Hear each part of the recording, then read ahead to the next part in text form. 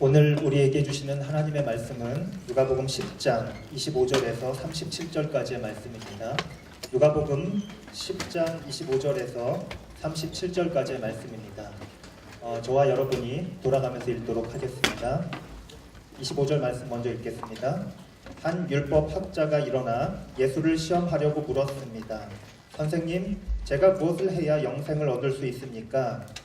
예수께서 말씀하셨습니다. 율법에 무엇이라 기록되어 있느냐? 너는 그것을 어떻게 읽고 있느냐? 율법학자가 대답했습니다. 내 마음을 다하고 내 목숨을 다하고 내 힘을 다하고 내 뜻을 다해 주 내 하나님을 사랑하라고 했고 또 내 이웃을 내 몸같이 사랑하라고 했습니다. 예수께서 대답하셨습니다. 내 대답이 옳다. 그대로 행하면 내가 살 것이다. 그런데 이 율법학자는 자신이 옳다는 것을 보이려고 예수께 물었습니다. 그러면 누가 제 이웃입니까? 예수께서 대답하셨습니다. 한 사람이 예루살렘에서 여리고로 가다가 강도들을 만나게 됐다. 강도들은 그의 옷을 벗기고 때려 거의 죽게 된 채로 내버려 두고 갔다. 마침 한 제사장이 그 길을 내려가는데 그 사람을 보더니 반대쪽으로 지나갔다. 이와 같이 한 레위 사람도 그곳에 이르러 그 사람을 보더니 반대쪽으로 지나갔다.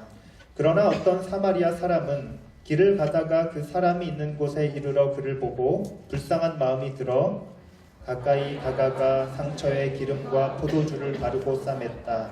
그러고는 그 사람을 자기 세워서 여관에 데려가 잘 보살펴 주었다. 이튿날 사마리아 사람은 여관 주인에게 이 데나리온을 주며 저 사람을 잘 돌봐주시오. 돈이 더 들면 내가 돌아와서 갚겠소 라고 말했다. 너는 이 세 사람 중 누가 강도 만난 사람의 이웃이라고? 함께 읽겠습니다. 율법학자가 대답했습니다. 자비를 베푼 사람입니다. 예수께서 그에게 말씀하셨습니다. 너도 가서 이와 같이 하여라. 아멘.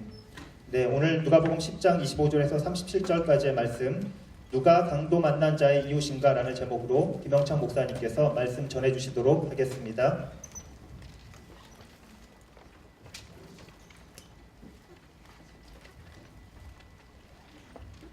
할렐루야. 좌우에 계신 분들 함께 인사하도록 하겠습니다. 은혜 받는 하루가 되기를 원합니다. 또 한번 인사하겠습니다. 당신이 나의 이웃입니다. 일단 옆에 앉았기 때문에 이웃이에요. 오늘 말씀 봅니다. 오늘 말씀 누가복음 10장 25절부터 37절까지의 말씀인데요. 오늘 말씀은 누가복음 10장은 크게 두 부분으로 구성되어 있습니다. 첫 부분은 지난주에 우리가 말씀을 보았던 것처럼 9장 51절부터 10장 24절까지 제자들의 의무와 특권에 관한 그런 말씀이 적혀져 있는 반면에 그 다음에 이제 오늘부터 시작되는 말씀 가운데 특별히 11장 초반까지의 말씀에 제자들이란, 예수님의 제자들이란 어떤 사람인지에 관해서 기록이 되어져 있습니다. 사실 10장의 후반부는 25절부터 시작하죠.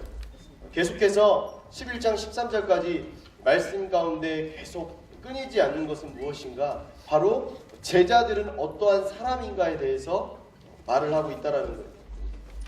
간단하게 말하면 누가복음의 저자인 누가는 말씀에서 율법에 따라서 하나님을 사랑하고 이웃을 사랑하는 사람이 제자라고 이야기를 하고 있다라는 사실입니다. 좌우에 계신 분들에게 우리 한번 같이 이야기합시다. 하나님을 사랑하고 이웃을 사랑합시다. 하나님을 사랑하고 이웃을 사랑하는 것이 과연 어떠한 것인가? 우리 25절부터 28절까지의 말씀 우리 한번 같이 보겠습니다. 25절부터 28절까지의 말씀 시작. 예수를 시험하려고 물었습니다. 선생님, 제가 무엇을 해야 영생을 얻을 수 있습니까? 예수께서 말씀하셨습니다. 율법에 무엇이라 기록되어 있느냐? 너는 그것을 어떻게 읽고 있느냐? 율법학자가 대답했습니다. 내 마음을 다하고 내 목숨을 다하고 내 힘을 다하고 내 뜻을 다해 주 내 하나님 여호와 사랑하라고 했고 또 내 이웃을 내 몸같이 사랑하라고 했습니다. 예수께서 대답하셨습니다. 내 대답이 옳다. 그대로 행하면 내가 살 것이다. 사실 오늘의 말씀에서 율법학자와 예수님께서 벌이시는 대립의 구도가 짜져 있습니다. 질문이라는 방법을 통해서 이 율법학자는 예수님에게 나타났죠. 그리고 예수님을 공격하기 시작합니다. 질문과 토론의 형식으로 질문으로 공격하는 율법학자에게, 도전하는 율법학자에게 예수님이 질문으로 답변으로 응전하는 그러한 모습이 기록이 되어져 있습니다. 사실 오늘의 말씀을 보면 등장하는 율법학자는 예수님에게 2번이나 도전하는 것을 보게 됩니다. 2번이나 질문했다라는 것이죠. 그런데 우리가 율법학자가 질문하는 그 질문을 통해서 우리가 알 수 있는 것은 질문하는 것이 이 율법학자의 의도는 아니었다라는 것, 숨은 의도가 있었다라는 것이죠. 우리 25절과 29절의 말씀 다시 한번 읽어보겠습니다. 25절 시작. 한 율법학자가 일어나 예수를 시험하려고 물었습니다. 선생님, 제가 무엇을 해야 영생을 얻을 수 있습니까? 29절입니다. 그런데 이 율법학자는 자신이 옳다는 것을 보이려고 예수께 물었습니다. 그러면 누가 제 유십니까? 사실 율법학자는 밤낮으로 율법을 연구하고 가르치는 학자였어요. 자기가 연구하는, 또 자기가 가르치는 이 학자였기 때문에 사실은 자기가 제기한 질문에, 자기가 예수님께 했던 그 질문에 명확한 답을 사실은 알고 있을 수도 있는 그러한 사람이었습니다. 사실 명백히 말하면 이 율법학자의 질문이 나쁜 것은 아니에요. 질문이 나쁜 것은 아닙니다. 그런데 예수님께 그 질문을 가지고 찾아 나온 율법학자의 태도가 잘못되었다는 것이죠. 누가복음의 저자인 누가는 지금 그것을 비판하고 있는 거예요. 첫 번째로 25절에 예수님을 시험하기 위해서 질문을 들고 찾아왔다는 거예요. 두 번째로 29절의 말씀에서 우리가 보아서 알 수 있듯이 자신을 옳게 보이기 위해서, 자신을 옳게 포장하기 위해서 예수님께 질문을 가지고 찾아왔다는 거예요. 애초부터 율법학자는 예수님에게 어떠한 가르침을 받을 생각은 없습니다. 무엇인가를 배워야겠다라는 생각 자체가 없는 사람이에요. 그저 그는 자신이 가지고 있는 얄팍한 율법의 지식의 그 수준을 많은 사람들 앞에서, 예수님 앞에서 과시하고, 그리고 예수님의 권위에 대한 정통성을 시험하기 위해서 찾아왔다라는 거죠. 무엇보다도 율법학자는 예수님이 말씀하시는 것을 듣고 그것을 배우고 말씀하시는 것을 행하고 살아갈 마음조차가 없었다라는 거예요. 그냥 워드플레이, 언어 유희에만 집중을 해서 예수님하고 말싸움을 하기 위해서 찾아왔다라는 것이죠. 예수님이 누구십니까? 하나님의 아들이지 않습니까? 이 율법학자가 그러한 의도를 가지고 그에게 찾아왔을 때, 예수님에게 찾아왔을 때 예수님은 이미 그 숨은 의도를 다 간파해내셨다는 거예요. 그리고 그가 질문으로 예수님을 곤경에 빠뜨리려고 하고 있고, 또 질문으로 자신의 의를 나타내고자 할 때 예수님은 말씀하시는 거예요. 28절과 37절의 말씀을 통해서 예수님이 그에게 마지막으로 답하면서 하는 것은 무엇이냐 하신 말씀은 바로 행하라고 말씀하고 계신다는 거예요. 아는 것으로 그치는 것이 아니라 행하여야 된다라는 것을, 그것을 행할 때에 그 질문이 완성이 되고 그 답변이 완성이 된다라는 것을 율법학자에게 이야기하고 있다는 거예요. 아는 것은 쉽습니다. 누군가에게 배워서 그것을 아는 것은 쉽다라는 거예요. 근데 그 알고 있는 것을 행하는 것은 너무나 어렵다는 거예요. 사실 지금 오늘 말씀에서 아는 수준 정도가 율법학자의 수준이라면 예수님이 요구하시는 행하는 사람의 수준, 행하는 수준은 예수님의 명령에, 말씀에 순종하는 제자의 수준이라는 거예요. 내가 제자이냐 제자가 아니냐 판단하는 것은 너무나 쉬워요. 말씀을 많이 아느냐, 말씀을 적게 아느냐가 아니라 예수님께서 우리에게 명령하신 그 말씀을 따라 살아가느냐, 살아가지 않느냐. 예수님께서 하신 말씀에 순종하느냐, 순종하지 않느냐가 바로 내가 제자이냐, 제자가 아니냐. 그냥 아는 것에 그치느냐, 삶으로 그것을 풀어내느냐. 구분을 할 수 있다는 사실이에요. 25절부터 29절의 말씀을 쭉 읽어보면 그 가운데 특별히 29절의 말씀을 보면 이 율법학자는 자신이 옳다는 것을 보이려고 예수께 물었다는 거예요. 그러면 누가 나의 이웃입니까? 누가 나의 이웃입니까? 라고 묻고 있다라는 거예요. 사실 예수님이 먼저 율법학자를 공격하지 않았습니다. 예수님이 먼저 율법학자에게 질문하지 않았다는 거예요. 이 두 번의 질문 전부 다 율법학자가 시작한 질문이라는 거예요. 사실 질문이라기보다는 질문으로 포장된 자기의, 질문으로 포장된 예수님을 향한 공격이었다는 것이죠. 이미 이 율법학자는 예수님께 답을 들을 생각이 없어요. 답을 듣는 것이 이 사람이 원하는 것이 아니에요. 예수님께 옳다구나, 그것이 진리입니다 하는 어떠한 답을 얻는 것이 율법학자의 목적이 아니었다는 거예요. 사실 당시에는 명예라는 것을 굉장히 중요시했어요. 그래서 두 명이서 토론을 하고 논쟁을 벌였을 때 상대방의 명예에 치명타를 입히면 나의 명예가 올라가는 거예요. 꼼짝달싹 할 수 없는 그러한 질문과 답변을 내놓아서 상대방이 아무런 말을 하지 못하고 상대방이 아무런 답변을 하지 못하게 되면 내가 그를 때리거나 싸우거나 공격하지 않았어도 나의 명예가 올라간다는 것이죠. 이미 예수님도 지금 이 율법학자가 걸어온 싸움 안에 빠져 계신 거예요. 그런데 명확하게 얘기하면 빠져 계신 것이 아니라 빠진 척 하고 계신다는 거예요. 율법학자의 질문의 시작은 너무나 멋있었어요. 영생을 의미하는 영생으로 시작한 이 질문에서 사실 예수님은 다시금 되묻죠. 어떻게 하면 영생을 얻을 수 있습니까, 예수님?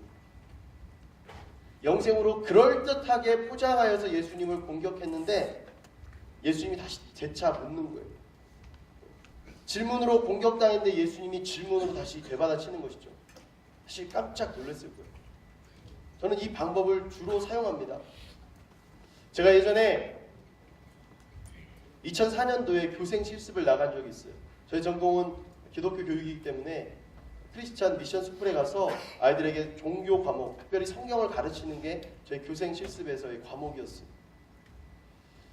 신설동에 있는 초, 중, 고가 함께 있는 대성학교를 가게 됐어요. 고등학교에서 수업 진행하고 중학교에서 수업 진행하고 초등학교에서 수업을 진행했습니다. 여러분, 가장 힘들었던 수업은 초등학교의 수업이었어요. 고등학생들은 다 자기 때문에 제가 무슨 말을 해도 괜찮아요. 저와 하나님과의 독백일 뿐이에요. 다 자고 있기 때문에. 중학생들은 조금 얘기할 만합니다. 선생님 그게 왜요? 왜요? 질문할 만해요. 그런데 초등학생이 굉장히 어려운 이유가 있어요.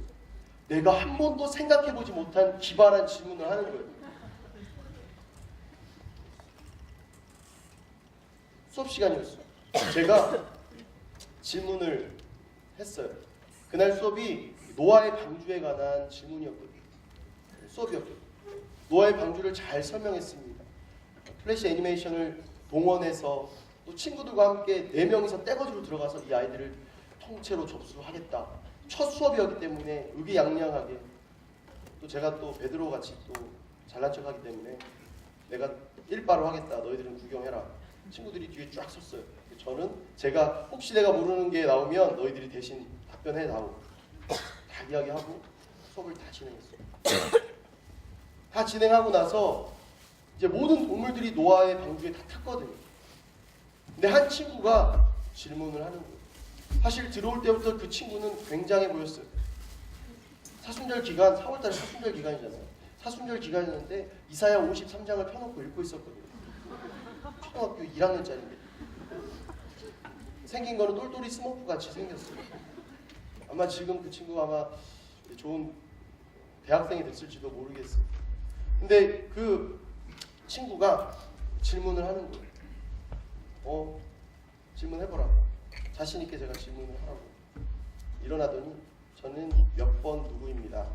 이야기를 하더니 선생님, 노아의 방주에 동물들이 다 탔다고 했는데 물고기는 어떻게 됐나요? 저는 한 번도 물고기가 노아의 방주에 탔을 거라는 생각을 상상을 해본 적이 없어요.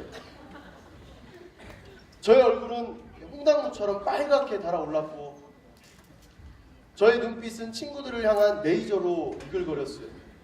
그런데 그 수업에 함께 들어왔던 3명의 친구들은 모두 다 뒤돌아서서 웃고 있는 거예요. 답답했어요. 이것을 어떻게, 지금 첫 번째 수업인데 다음에 2번, 3번 수업을 더 들어야 되는데 여기서 내가 속된 말로 쪽팔리면 어떡하지? 지혜를 주십시오, 주님. 바로 이 본문이 생각이 났어요. 그래서 똑같이 예수님처럼 했습니다. 그럼 너는 어떻게 생각하는데? 그 친구가 뭐라고 대답했을까요? 모르니까 물어봤죠 라고 대답했을 것 같죠? 아니에요. 에이, 물고기인데 그냥 어차피 가만히 있으면 비 오니까 살잖아요. 제가 어떻게 했습니까? 빙고! 그 친구는 사실 저에게서 답변을 듣기 위해서 질문한 게 아니에요.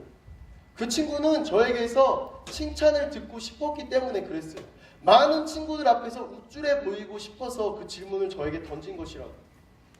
아마도 이 율법학자와 같은 의도가 아니었을까라는 저는 생각을 해봅니다. 그 친구가 율법학자가 되지 않았을 것이라고 저는 기도하고 싶지만 어쨌든 그래요. 오늘 말씀에서 율법학자는 계속해서 질문을 합니다. 답을 몰라서 질문할까요? 아니요. 율법학자는 자기가 이미 자기 나름대로의 답변을 다 가지고 있어요. 생각을 다 가지고 있다고. 근데 이 율법학자만의 생각일까요? 방식일까요? 아까 이야기했던 초등학교 1학년짜리 친구만의 방식일까요? 아니요. 여기에 앉아 계신 여러분들의 방식도 이러한 방식이라는 거예요. 저에게 찾아오시는 분들이 가끔 있습니다. 목사님, 제가 비전을 놓고 진로를 놓고 앞으로의 인생을 놓고 다음 스텝을 놓고 기도하고 있어요. 그래? 같이 기도해 주세요. 무엇을 놓고 기도해 줄까? 쭉 이야기를 해요. 근데 이미 기도의 응답과 기도의 어떤 하나님이 내려주실 복은 자기가 이미 다 정해놨어요. 단지 저와 하나님은 자신의 꿈과 비전을, 자신이 세운 어떤 정답의 어떤 인생을 만들어가는 그냥 도우미의 역할을 할 뿐이에요. 마치 율법학자처럼 이미 답은 다 있어요. 혼자 답은 다 정해놨어요. 단지 당신은 나를 위해 이렇게 기도해주면 된다라는 거예요. 단지 하나님은 내 삶 가운데 이렇게 임하셔서 이것을 이루어 주시기만 하면 된다라고 이야기한다라는 사실이에요.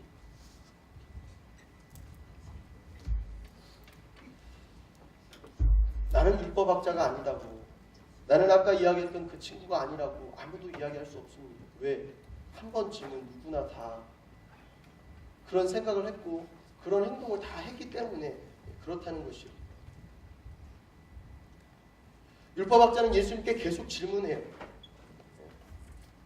자신의 의와 자신의 어떤 우쭐함을, 명예를 찾음과 동시에 예수님으로 하여금 밝혀진 답을 얻고 또한 예수님이 하신 그 답에서의 빈틈을 찾아서 예수님을 공격하기 위해서 계속 질문한다는 거예요. 사실 오늘 말씀에서 하나님의 사랑과 이웃의 사랑에 대해서 이야기하십니다. 근데 여러분, 하나님을 사랑합니다라는 것에 대해서 명확한 기준이 있나요? 기준이 있어요? 없어요. 내가 이걸 이만큼만 했다고 하나님을 이만큼밖에 안 사랑한다고 얘기할 수 있습니까? 아니요. 하나님을 사랑하는 데 있어서 객관적인 기준이 없어요. 오늘 내가 1분 예배당에 늦게 왔다고 내가 예수님을 덜 사랑합니까? 아니잖아요. 늦게 오신 분들 대답해 보세요. 그렇습니까? 내가 제일 의자 예배당에 제일 뒤에 앉아 있다고 예수님을 덜 사랑합니까? 아니에요. 강단 위에 지금 여기 제가 서 있다고 제가 예수님을 제일 많이 사랑할까요? 그렇다고 좀 믿고 싶지만 그런 것만도 아니라는 거예요. 하나님을 사랑하는 것을 표현하고 하나님의 사랑을 어떻게 객관화시키는 것은 절대 이루어질 수 없다라는 거예요. 두리뭉실하게 대답하면 사실은 끝나는 거예요. 예수님의 답변도 이 율법학자의 질문도 두리뭉실하게 답변하고 두리뭉실하게 질문하면 그냥 둘 다 서로 적당한 선에서 끝난다는 거예요.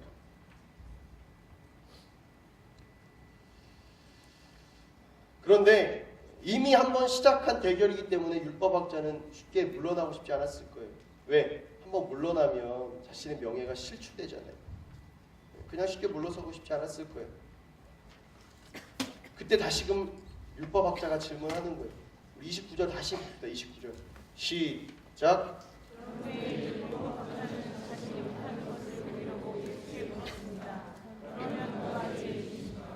율법학자는 자신이 옳다는 것을 보이려고 예수님께 물었습니다. 그러면 누가 제 이웃입니까? 사실 오늘의 비유에 선한 사마리아인의 비유 많이 들어봤지 않습니까? 혹시 그거 아시나요? 법에도 선한 사마리아인 법이 있다는 거 아십니까? 모르시면 오늘 배우면 돼요. 그것 때문에 뭐 나는 구원에 확신이 없고 이런 건 아니기 때문에 선한 사마리아인 법이라는 것이 존재한다라는 거예요. 이것은 무엇인가? 도와주지 않아도 되지만 그냥 지나치는 사람에게 법으로 어떤 강제력을 행사할 수 있는 그런 법이에요. 위기에 빠진 누군가를 그냥 절대 외면해선 안 된다라는, 사실 근본적으로 따지면 도덕성과 윤리성을 걸고 넘어질 수 있는 그러한 법이죠. 그런데 사실 이 법은 조금 기준이 애매모호합니다. 가정이 없으면 안 돼요. 내가 걷다가 혹시 잘못되더라도 나에게는 죄가 없다라는 가정이 있을 때에만 그것을 집행할 수 있는 강제력이 있다라는 거예요. 대륙을 우리가 인터넷으로 많이 보지 않습니까? 도로에서 사고가 나도 그냥 내버려 두잖아요. 왜? 괜히 건드렸다가 잘못되면 안 되니까. 우리나라도 점점 그렇게 되는 것 같지 않습니까? 제가 최근에 지갑을 주웠었어요. 주일 아침에 지갑을 주웠었는데 그 지갑을 놓고 한 번 고민했었어요. 이것을 찾아주는 것이 옳은가 옳지 않은가. 왜냐하면 인터넷에 괴담을 너무나 많이 봤거든요. 이것을 주웠을 때 그 안에 돈이 몇백이 들어있었다라고 그 사람이 신고하면 그걸 물어줘야 된다. 이걸 들었거든요. 굉장히 무섭더라고요. 선한 사마리아인 법이 그래요. 선행을 베푸는 그 사람에게 어떤 법적인 도움을 주지 않으면 절대 그것을 강제적으로 시행할 수는 없는 법이거든요. 사실 법이라는 테두리 안에 있는 이 선한 사마리아인의 어떤 이 예는 불완전합니다. 해도 그만, 안 해도 그만이에요. 해도 그만, 안 해도 그만. 왜? 잘못하면 덤탱이 쓸 수 있으니까 덤탱이 쓰기 싫잖아요. 사실 율법학자와 예수님이 지금 이야기하고 있는 선한 사마리아인의 비유에서도 제사장과 레위인이 등장하지 않습니까? 근데 이 사람들에게도 덤탱이라는 것이 존재했어요. 왜? 지금 이 사람들이 지나다니는 그 길은, 예루살렘에서 여리고로 내려가는 길은 무리지어서 다니지 않으면 해를 당하기 쉬운 그런 곳이었거든요. 오늘 말씀에서 제사장이 그를 봅니다. 강도 만난 이웃을 봐요. 굉장히 대단하죠. 반대편으로 돌아서 갔대요. 넘어져 있는 그를 보고 당황하지 않고 마치 그쪽으로 가려고 했던 것처럼 반대편으로 해서 가는 거예요. 왜? 이 근방에 이 사람을 쓰러뜨리고 공격한 강도가 또 있을까 봐. 레위인도 마찬가지였을 거예요. 근데 사마리아인은 그러지 않았죠. 그런데 사실은 오늘 두 번째 질문, 저는 이 두 번째 질문에 대해서 여러분들에게 말씀드리고 싶어요. 두 번째 질문에서 한 질문의 내용은 무엇이었습니까? 누가 제 이웃입니까? 율법학자는 예수님께 누가 저의 이웃입니까? 라고 물었다는 거예요.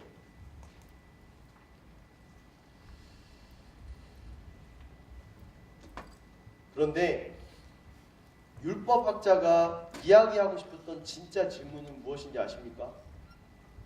예수님, 이웃을 가르는 것이 쉽지가 않아요. 쉽지가 않아요.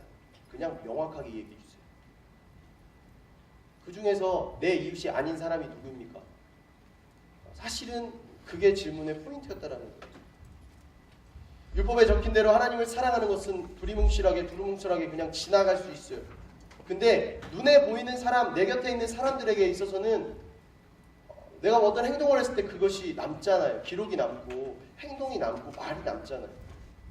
그러니까 율법학자는 당신이 내게 얘기만 해주면 나는 그걸 지키겠다. 그러니까 이 중에 이웃이 아닌 사람은 누구냐? 내가 이웃으로 여겨야 되는 사람이 누구고 이웃이 아닌 사람이 누구냐는 것을 얘기해달라는 거예요. 이웃이면 내가 돕겠고 이웃이 아니면 내가 돕지 않겠다라는 뜻이 숨어 있다라는 거예요. 그래서 사실 이 질문은 잘못된 질문이죠. 왜? 사람을 이웃 아니면 적, 이웃 아니면 나랑 상관없는 남, 이분법적으로 그냥 나눠버리는 것이기 때문에 그렇다는 거예요. 근데 예수님은 말씀하시는 거예요. 오늘 비유를 통해서. 보이기에, 겉으로 보기에 이웃이 되지 말고 진짜 참 이웃이 되라고 말씀하고 계신다는 거예요. 우리 30절부터 37절 말씀 한번 번갈아 가면서 한번 읽어봅시다. 제가 먼저 봅니다. 예수께서 대답하셨습니다. 한 사람이 예루살렘에서 여리고로 가다가 강도들을 만나게 됐다. 강도들은 그의 옷을 벗기고 때려 거의 죽게 된 채로 내버려두고 갔다.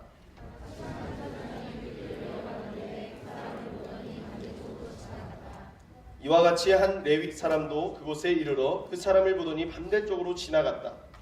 그러나 어떤 사마리아 사람은 길을 가다가 그 사람이 있는 곳에 이르러 그를 보고 불쌍한 마음이 들어 가까이 다가가 상처에 기름과 포도주를 바르고 싸맸다.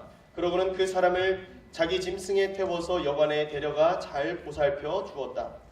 이튿날 사마리아 사람은 여관 주인에게 이 데나리온을 주며 저 사람을 잘 돌봐주시오. 돈이 더 들면 내가 돌아와서 갚겠소라고 말했다. 너는 이 세 사람 중 누가 강도 만난 사람의 이웃이라고 생각하느냐?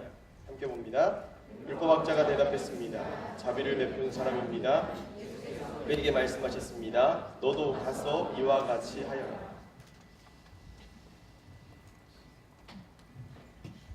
진짜 이 강도 만난 사람의 정말 이웃은 누구일까?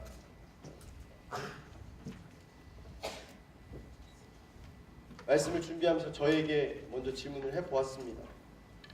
그런데 저에게 했던 질문은 무엇이었냐면 이 셋 중에 이웃이 누구일까가 아니라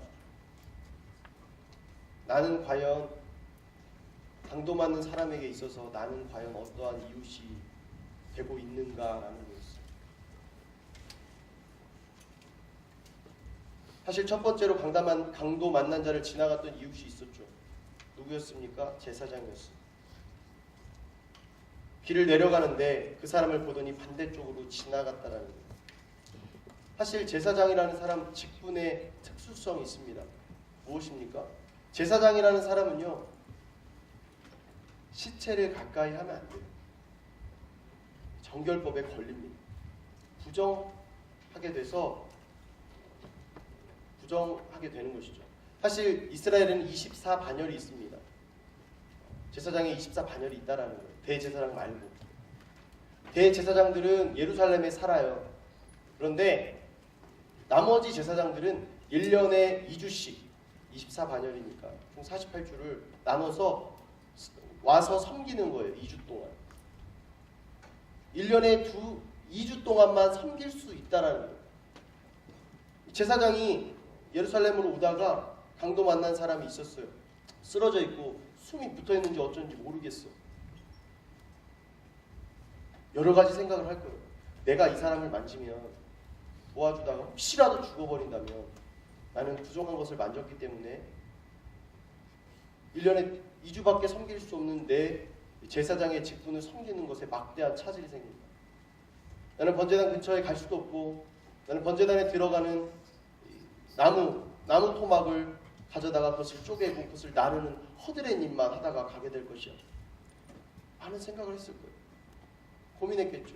이를 도와주고 갈 것인가. 그냥 지나치고 사람들이 볼 수 있는 번제단 근처에서 근사하게 나의 사역을 진행할 것인가. 고민했겠죠. 고민하지 않겠습니다. 레위기 21장의 말씀 보면요. 제사장 가운데 특별히 대제사장은 부모의 어떤 죽음에도 가까이 갈 수가 없었어요. 부정하다라고 생각했기 때문에 그랬다는 것이죠. 초죽음이 이미 되어 있는 이 사람을 도와주다가 혹시 죽어버리면 어떡하지? 그런데 이 제사장이 더 나쁘다라는 생각이 들더라고요.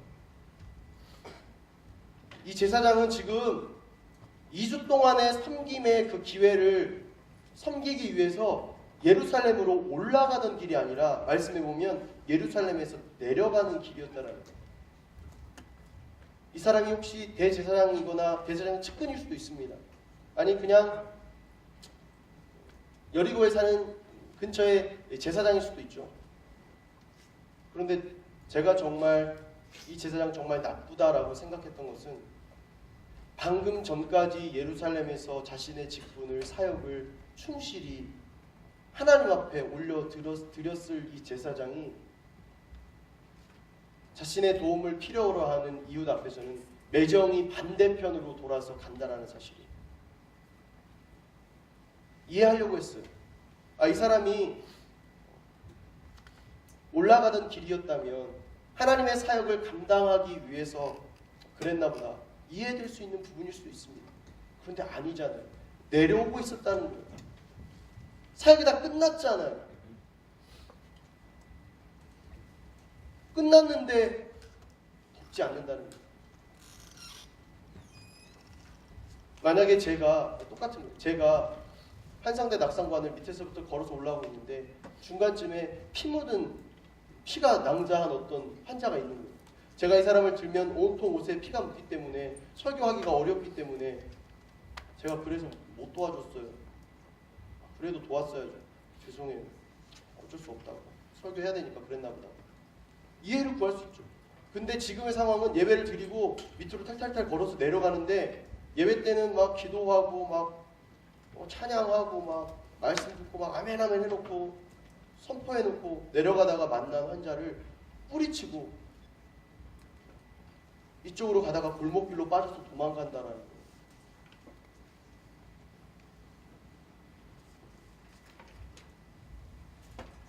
이웃이 있을 때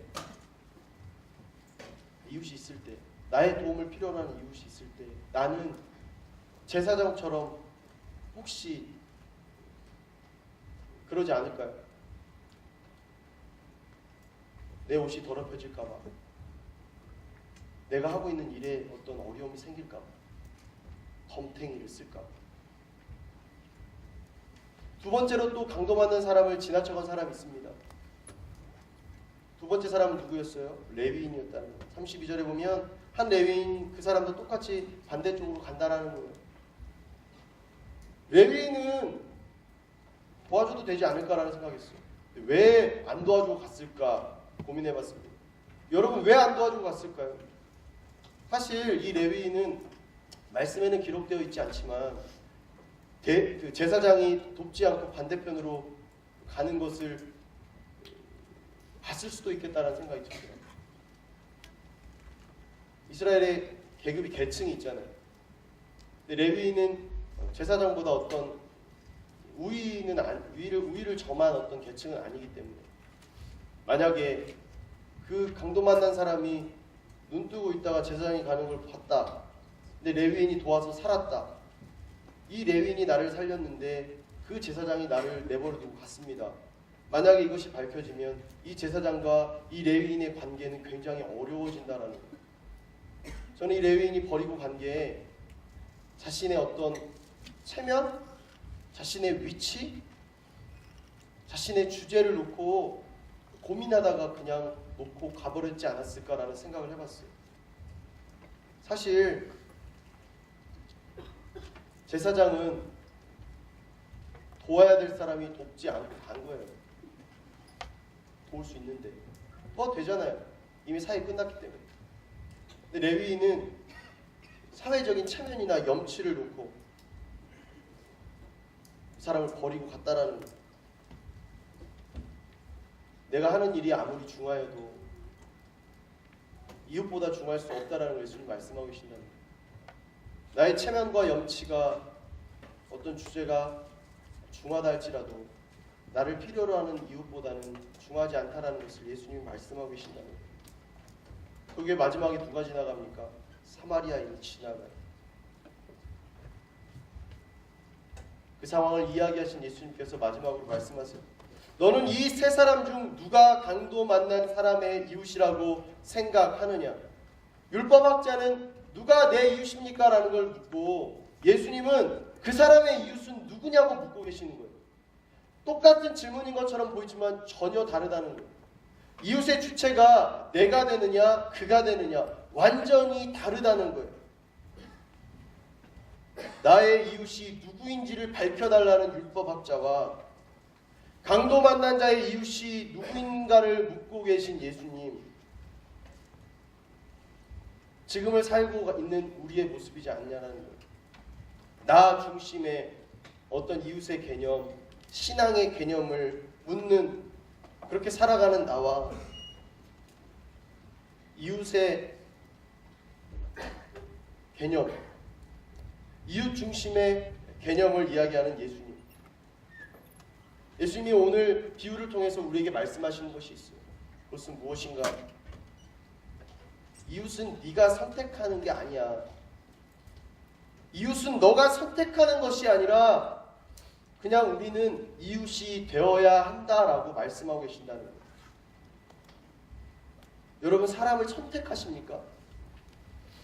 언제부터 내가 사람을 선택하여서 만나는 존재가 되었습니까? 아니다. 그냥 나는 이웃이 되어야 한다는 거예요. 그냥 나는 그 사람에게 친구가 되어야 한다라고 말씀하고 계신다. 제사장의 어떤 이 비유를 통한 제사장의 악행, 레위인의 악행, 그걸 다 떠나서 선한 사마리아인의 어떤 선행, 그걸 다 떠나서 나는 어떤 사람이냐라는 거예요. 아직도 내가 관계를 맺어야 되고 교제를 해야 될 사람을 고르고 있습니까? 아니, 그 사람에게 내가 필요하면 이웃이 되어줘야 된다는 거예요. 나의 도움이 필요한 사람이 있으면 그 사람 곁에 함께 있어야 된다는 거예요. 말씀을 마무리합니다. 아울리치 시즌이 돌아와요. 아울리치를 결정하면서, 지역을 선택하면서, 제가 교육자이기 때문에 제가 지역을 선택할 수 있다라는 착각을 하고 있다라는 것을 발견했어요. 도움이 필요한 곳으로 가는 것이 맞구나. 올 여름에는 나의 이웃을 찾기보다는 나의 쾌락과 나의 즐거움을 찾아서 한 번도 가보지 못한 미지의 세계를 찾아서 가야겠다. 휴가를 벌써부터 고민하고 걱정하고 계획하시는 분이 있을지 모릅니다. 근데 오늘 말씀을 보니까요, 내가 가는 길, 내가 가는 곳, 내가 결정하는 것이 아니라 하나님이 허락해 주신 곳이 있으면 가는 것이 하나님의 사람의 태도라는 거예요. 하나님이 말씀하신 곳이 있으면, 부르신 곳이 있으면 그것을 품고 기도하는 것이 참된 이웃이 되는 비결이라는 거예요.